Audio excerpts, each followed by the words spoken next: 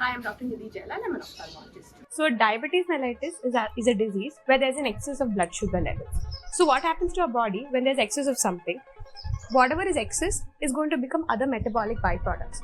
So the problem with these metabolic byproducts is they're going to accumulate in different parts of your body and cause difficulties.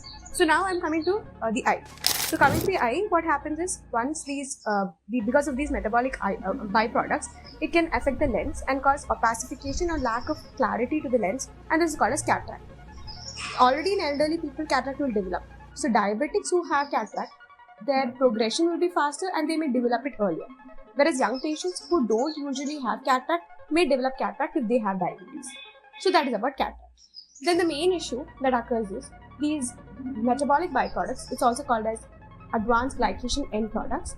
They are going to get accumulated in small blood vessels in various parts of the body.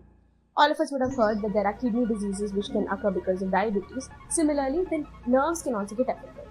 Like this in the eye, the retinal blood vessels can get affected, and this is called as diabetic retinopathy.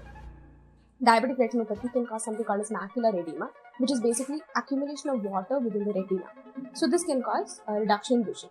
Apart from that, if it's not treated properly, it can cause difficulties such as vitreous hemorrhage, or that is basically accumulation of blood inside the eye, and even a breakage in the retina called as the retinal detachment.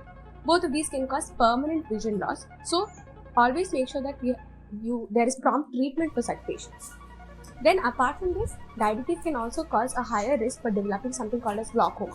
So patients who are diabetic have to get their glaucoma checkups also done more often. So now what can we do? What we can do is, first you have to control the blood sugar levels of the person. This can be done by lifestyle modification, or you can just you also have to include medical control for this. So go to the doctor. Then apart from that, make sure the BP or the blood pressure and the cholesterol levels of the patient are under control.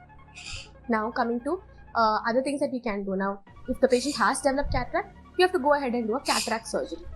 And then if diabetic retinopathy has occurred in the patient, then various treatment methods are there. There are less invasive methods such as laser. Then there are more problematic methods or more invasive methods such as injections. And even in a very bad condition, if the person's vision is not very good, we may even have to go ahead and do a surgical intervention for the patient. Now, why treat? It's just much better to go ahead and prevent this. So how do you prevent? If you're diabetic, make sure you go to your ophthalmologist at least once a year and get your eyes checked. You may pick up things that can be treated promptly so that you don't end up in a difficult situation later on. Other thing, make sure you have a good lifestyle. Make sure you eat healthy, and also your diabetes, your blood pressure, all that is under control. And in general, if you live healthy, you will have better vision. So prevention is always better than